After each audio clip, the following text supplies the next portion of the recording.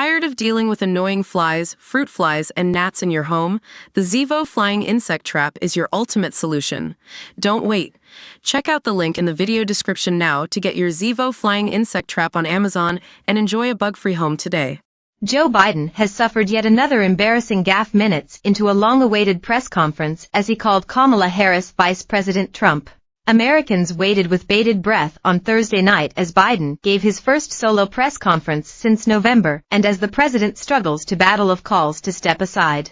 Trump immediately called Biden out on Truth Social, joking, "Great job, Joe." The former president also said Biden has a case of Trump derangement syndrome. The mistake came after a reporter asked the president about any concerns he may have if his Vice President Kamala Harris were to take his place. "Look, I wouldn't have picked Vice President Trump to be vice president. Do I think she's not qualified to be president? So let's start there," the president replied.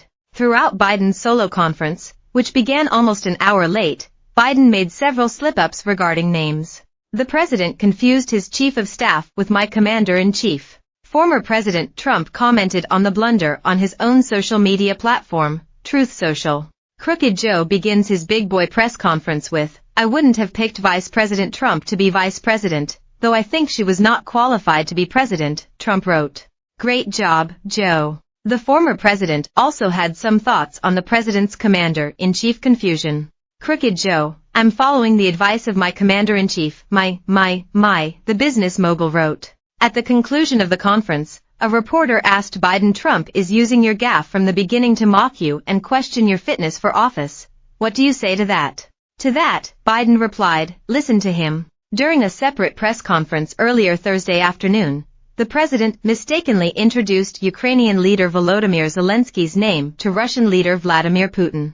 The 81-year-old president introduced Zelensky as President Putin. While addressing the Walter E. Washington Convention Center at the Ukraine Compact Initiative, Biden said, "Now I want to hand over to the president of Ukraine, who has as much courage as he has determination. Ladies and gentlemen, President Putin." As Biden greeted Zelensky, who was standing behind him, he corrected his mistake. "Going to beat President Putin, President Zelensky." "I am so focused on beating Putin," Biden said. President Joe Biden's gaffes have increased at an alarming rate over the past few years. Biden's confusion didn't stop the new British Prime Minister, Sir Keir Starmer, from praising his performance during a bilateral meeting held in the White House on Wednesday. "We had a really good bilateral yesterday. We were billed for 45 minutes. We went on for the best part of an hour. We went through a huge number of issues at pace. He was actually on really good form." Starmer also debunked criticism of Biden being senile, saying the president deserved credit for everything he accomplished during the NATO summit. "I would urge everyone to look at the substance of what's been achieved over these 2 days, the prime minister said.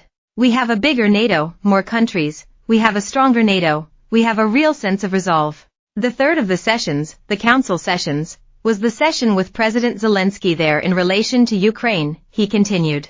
It was a session that he described as a success because of the package coming out of it, and President Biden led through all of that. "That is an incredible achievement of this council." Biden didn't appear to be on such good form during a radio interview last week when he called himself a black woman. On a July 5 interview with Philadelphia station WURD, Biden said, "I'm proud to be, as I said, the first vice president, first black woman, to serve with a black president." The president seemingly confused his time serving as vice president to the first black president Barack Obama and his current vice president Kamala Harris, the first black female VP. Throughout the radio interview, the president also commented on his upsetting performance during the first presidential debate. "I had a bad debate. But 90 minutes on stage doesn't erase what I've done for 3.5 years, the president said. Leaders across the Democratic Party, along with other noteworthy supporters such as actor George Clooney, R.C.